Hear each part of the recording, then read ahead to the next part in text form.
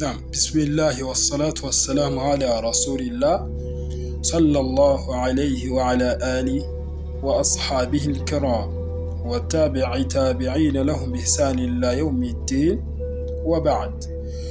nyuma yo gushimira Imana Allah subhanahu wa ta'ala, amahoro n'imigisha n'ibisakari ku ntumwa yacu Nabi Muhammad sallallahu alayhi wa ala alihi n'abiwe n'abamukurikiye n'abazakomeza gutera ikirenge mu cye, dusaba Imana Allah subhanahu wa ta'ala yuko yadushyira muri abo ngabo, Allahumma amina. Bagaragu ba Allah subhanahu wa ta'ala, turi mu kwezi kwa Ramadan, turi mu kwezi ko gusarura ibyiza, turi mu kwezi kubonekamo ibyiza bitaboneka mu yandi mezi, ari nabyo umuyisilamu iyo agize amahirwe akagera mu kwezi nk'uku nguku aba agomba gushimiramo Allah subhanahu wa ta'ala, ndetse kandi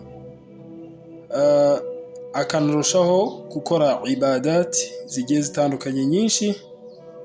Muri izo harimo no kugerageza gukora ibizamugirira akamaro ejo yawmul qiyamah.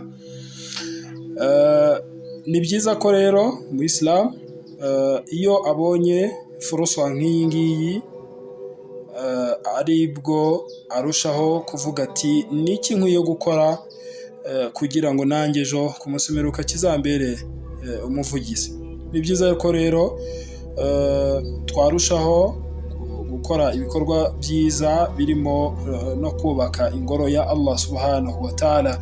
By'umwihariko ni igikorwa gikunda kuza buri cyumweru cy'umuganda. Ni byiza ko umuyisilamu akwiye kujyaza gukora umuganda kuri uyu musigiti wo mu Itunda uherereye hano i Kanombe, hanyuma nawe akasarura ibyiza. Ndetse n'udafite uko yaza gukora umuganda ashobora gukoresha ubushobozi bwe, akavuga ati reka mbaze n'ibiki bikenewe, hanyuma ndusheho nanjye kuba nakorera Allah subhanahu wa ta'ala shaka ibyiza. Wabillahi tawfiq, wassalamu alaikum wa rahmatullahi wa barakatuh.